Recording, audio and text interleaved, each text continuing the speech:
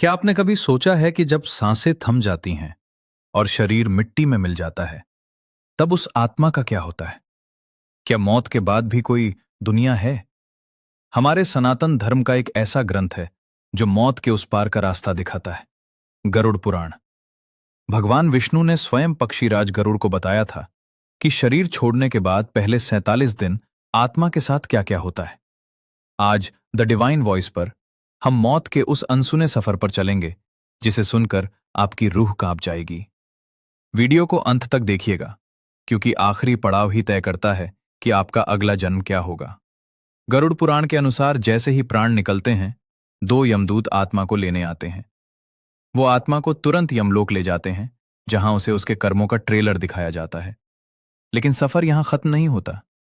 24 घंटे बाद आत्मा को फिर से उसके घर वापस छोड़ दिया जाता है, ताकि वो अपने परिवार को देख सके और अपनी अंतिम विदाई स्वीकार कर सके। यही कारण है कि 13 दिनों तक पिंडदान और शुद्धिकरण की रस्में निभाई जाती हैं, क्योंकि आत्मा वहीं मौजूद होती है और अपनी मुक्ति का इंतजार करती है। 13वें दिन के बाद शुरू होता है यमलोक का असली और कठिन सफर। आत्मा को 86,000 योजन की दूरी तय करनी होती है। रास्ते में आती है भयानक वैतरणी नदी।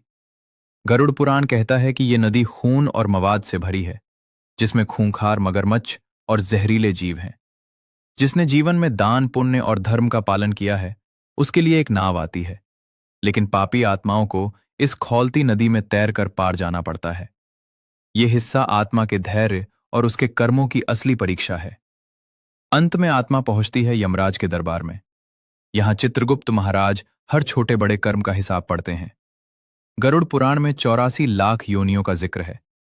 आपके कर्म तय करते हैं कि आपको स्वर्ग की शांति मिलेगी, नरक की यातनाएं, या फिर से इसी धरती पर किसी जीव के रूप में जन्म।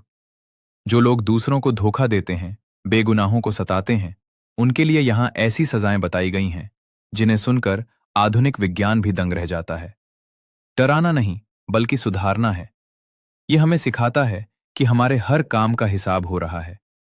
अंत में भगवान विष्णु कहते हैं कि जो इंसान अपने जीवन में दया, दान और भक्ति का मार्ग चुनता है, उसकी मृत्यु दुखद नहीं, बल्कि एक नई और सुंदर शुरुआत होती है।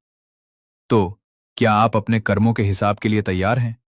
कमेंट्स में नारायण नारायण लिखें और बताएं कि क्या आप गरुड़ पुराण की उन खतरनाक सजाओं के बारे में अलग से वीडियो देखना चाहते हैं।